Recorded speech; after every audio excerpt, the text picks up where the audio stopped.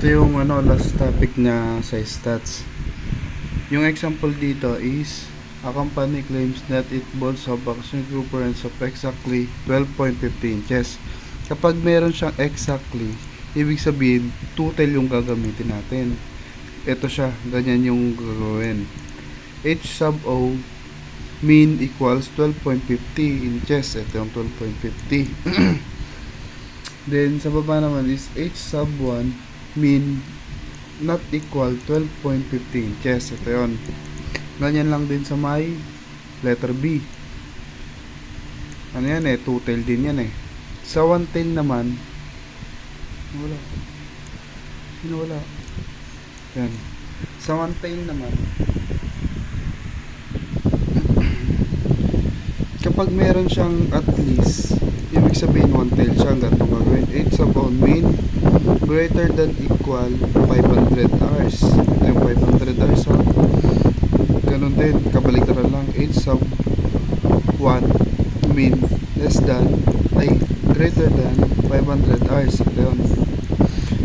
Sa letter B naman, wala kang nakikitang at least, di ba? Meron naman siyang has no more than 1. Ibig sabihin, wala siyang more than 1 sa MCG. Ibig sabihin, one tail lang din yan. Ganun lang din yung gagawin natin.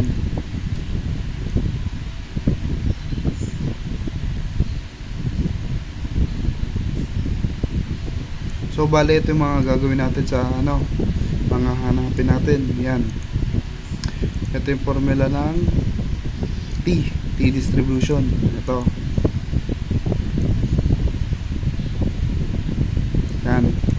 Sa sample 1, ito yung given. In the population, the average IQ is 100. Ibig sabihin, total siya. Hindi mo man makita exactly, pero nakalagay dyan, the average IQ is 100. Ibig sabihin, yung average daw ng IQ is 100 sa population. Kaya, total lang gagamitin. So, ganito gagawin. H sub O mean equals 100. Then, H sub 1 mean equals, not equal 100. So, ito sa letter B naman is state alpha. Ito yung gagawin natin, di ba? Ito yung sa number 1, define the null and alternate hypothesis. Sa ito naman is state alpha. Ngayon yung state alpha natin is 0.05. Igigiven ni mamaya. Ito yun. Sa letter C natin, ito, calculate the degrees of freedom. Ang formula nun is n-1. So yung n natin dito is 30. Ito. Then magma-minus 1 lang tayo, kaya magiging 29. Sa decision rule naman, ito yung state decision rule, saan nakuha itong negative 2.045.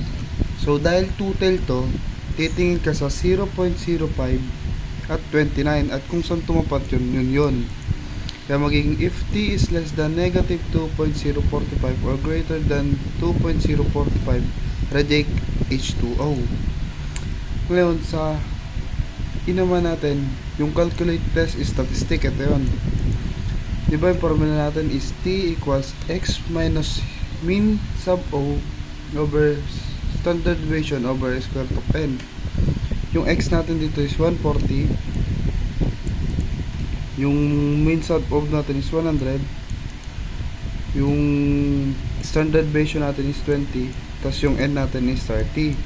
Ito ilalabas. Kaya then magiging ganito. Unahin mo munang isolve itong 140 minus 100. Huwag mong ide-diretso kasi mag-iiba yung sagot. 140 minus 100 is equals 40. Ngayon, i-calculate mo lang ito. Yung 20 over square root of 30. Kaya magiging 3.65. Ngayon, i-scientific to decimal mo yan. Magiging 10.26. Ngayon, sa decision, sa state result natin is T, ito yung T natin, 10.96 result reject H2O. Kaya reject siya kasi nakalagay dito, if T is less than negative 2.045 or greater than, reject H2O. Ganun lang yan. Tapos sa state conclusion, gagawa ka lang ng sentences dyan. Ito, copy mo lang to. Tapos kung ano yung team mo, ilagay mo na. Sa 2 naman, ito ay one tail. Kasi meron siyang at least. Ito yun. Kaya ito yung gagawin natin. Yan. Ito yung 70, di ba? Then sa state alpha natin is 0.05. Ito yun.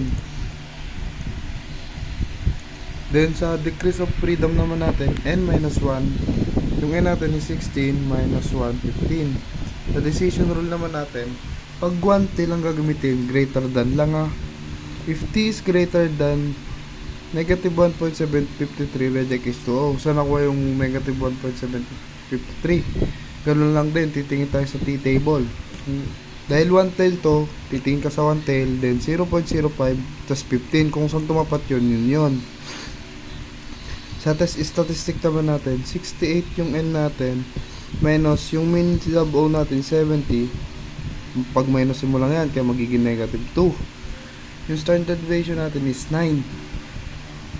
Ito yun. Tapos square root of n natin is 16. Solve mo lang yan, kaya magiging 2.25. Then divide mo lang to, magiging negative 0.88. Sa decision rule natin, ganoon lang din. T equals negative 0.88. So accept h sub o. Kaya accept siya is mababa siya sa negative 1.753. Then dito, gagawa ka lang ng sentences ulit. The claim of the school is significantly correct. Ito yun. The claim of the school is significantly correct. Lalagyan mo lang siya ng significantly. Next. Dito naman, ito ay one tail. Hindi, two tail pala to. Bali, gaganyan mo lang siya. Ngayon yung alpha natin is, ito yung one tail pala to, one tail. Yung alpha natin 0.01, ito yun. Then sa decrease of freedom naman natin, yung n1 natin, ito yun, yung n1 na, yan yun. Buong yan. Tapos yung n2 natin is, ito yun. Saan nakuha ito? Negative 2, given na yan. Yung n1 natin is 11. Huwag mo sasama sa bilang to yung 1.0 mg. Ito bibilangin mo, 9.8 hanggang 9.7. Kaya 11 lahat yan. Sa n2 natin is 9. Then minus 2, kaya magiging 18. Saan nakuha tong ano? Dahil nga one tail to, titingin ka sa 0.01 at 18. Kaya magiging if t is less than negative 2.878 or greater than 2.78, reject H2O. H sub O pala. Next. Sa compute test statistic natin, igaganyan natin lahat yon. Itong 9.8 given na yan, yung x1 hanggang 9.7 given, ililigayin mo lang yan. Tapos i-squared lang natin tong 9.8 squared, ito ilalabas. 13.2 squared, ito ilalabas. Lahat ng yan gaganyan mo lang, tapos total mo, kaya magiging 118.60. ganun lang din dito, total mo to, kaya magiging 1, kaya magiging ganito. Saan nakuha tong mean? Ito, 118.60 divided by 11. Bakit 11? Kasi nga 11 ito. Ito, 11 yan. Yung given. Kaya magiging 10.78. Ganito lang din gagawin sa 1.5 mg dose. Ganun lang din. Kaya magiging 11.11 to, 100 divided by 9 naman. Kasi 9 lang to yung given dito. 9 lang. Then, substitute na natin. SS1, submission of x squared minus submission of x1 is parenthesis squared over n1. Itong x1 squared natin 1306.84, ito yun, minus 118, ito yun, squared over 11. Bali yung n1 natin is 11, kaya maging 41 point. Ganito lang din sa SS2. Summation x2 squared minus summation x2 parenthesis squared over n2. Then, yung x2 squared natin is ito yun. Ngayon, minus 100, ito. Over 2 divided by 9. Kaya magiging 29.78. Ngayon, substitute na natin. Ito yung formula na nung t. Ito na yun, yung t. Yung x1 natin yan, yung mean. Ito yun, 10.78 minus 11.11. Ito yun. Yung ss1 natin, ito na. Tapos yung ss2 natin is ito. Then yung n1 natin is 11, n2 is 9. Tapos itong minus 2 given na yan. Ganun lang din, 1 over 11. Kasi n1 natin is 11, n2 natin is 9. Kaya magiging 0. Then calculate mo na, diretso mo sa calculate, magiging negative 0.37.